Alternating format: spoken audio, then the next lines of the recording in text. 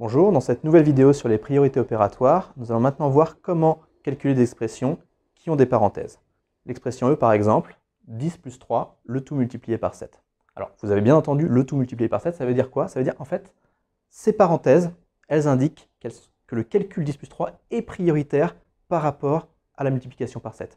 Les parenthèses sont notre première priorité lorsqu'on va faire un calcul. Donc ici, tout simplement, on va commencer par 10 plus 3. Donc, on a fait notre première étape. Il ne nous reste plus qu'à calculer 13 multiplié par 7. Un petit peu de calcul mental. 10 fois 7, 70. 3 fois 7, 21. Donc 13 fois 7, 91.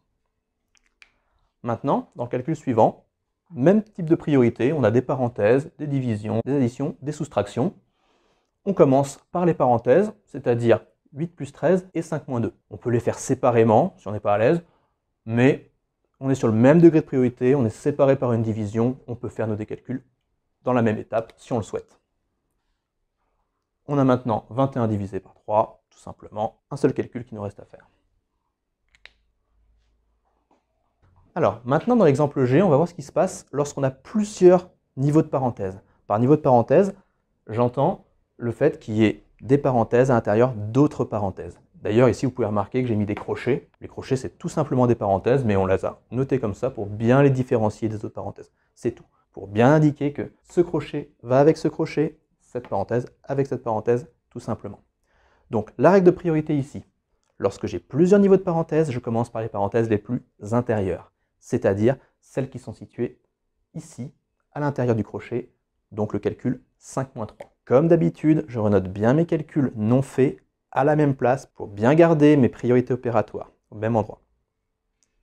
Ici, on est revenu à l'exemple précédent, une parenthèse, une multiplication, une soustraction. On commence bien sûr par la parenthèse. Donc, je répète, on respecte bien les priorités opératoires en tenant compte tout d'abord des parenthèses. S'il y a plusieurs niveaux, on s'occupe d'abord des parenthèses les plus intérieures et ensuite, on applique les priorités opératoires comme on a pu voir auparavant. Multiplication, division, et ensuite addition, soustraction. Maintenant, on va passer au cas du quotient, et je vais laisser M. Lazare vous l'expliquer. Alors ici, on a une écriture qu'on appelle fractionnaire. C'est-à-dire qu'en fait, on a une barre de fraction qu'on appelle, entre parenthèses, le vinculum, qui sépare donc une expression, un calcul en haut, au numérateur, et un calcul en bas, au dénominateur. Ici, il y a en gros deux écoles. La première, c'est celle qui veut tout simplement se contenter d'utiliser les opérations qu'on écrivait avant, c'est-à-dire addition, soustraction, multiplication et division.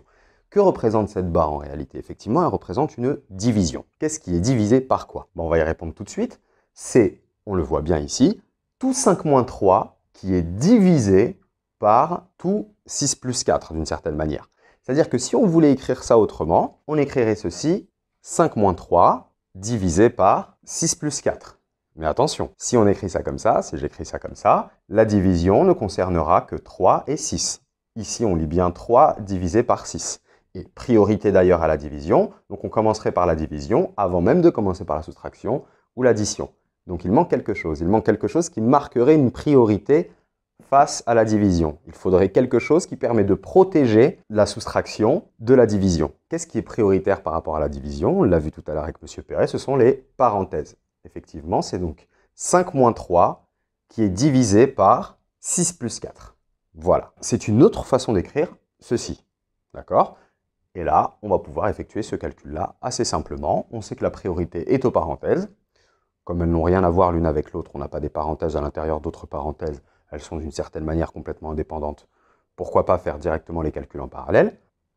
Et à la fin, il ne nous reste qu'une pauvre petite division à effectuer. 2 divisé par 10, calcul mental, 0,2. Voilà, un simple petit déplacement de virgule, entre guillemets. Est-ce qu'il faut systématiquement passer par ce type d'écriture-là pour se détourner d'une écriture fractionnaire? Si on n'est pas à l'aise avec l'écriture fractionnaire, il n'y a aucun problème à utiliser cette écriture, bien évidemment. Mais il y a d'autres élèves qui aiment bien conserver, et c'est ce que je recommande d'ailleurs, cette écriture fractionnaire. C'est ce qu'on va faire maintenant. On reprend l'exemple, et ici, on ne va pas passer par cette écriture-là, on va garder notre écriture fractionnaire.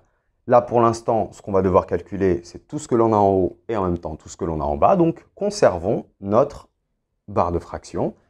Et calculons donc le numérateur, 5 moins 3, 2, et au dénominateur, 6 plus 4, 10. Et on achève enfin donc par notre division. Et oui, cette barre de fraction, je le répète encore, elle symbolise, elle représente une opération de division, ce qui nous donne donc 0,2. Bien évidemment, on a le même résultat, hein. Ce n'est qu'une question de présentation. Entre nous, celle que je recommande particulièrement, c'est celle-ci. C'est toujours un petit peu plus classe, hein, de garder une barre de fraction et d'éviter de passer par la petite écriture de division qu'on utilise depuis qu'on est petit. Voilà.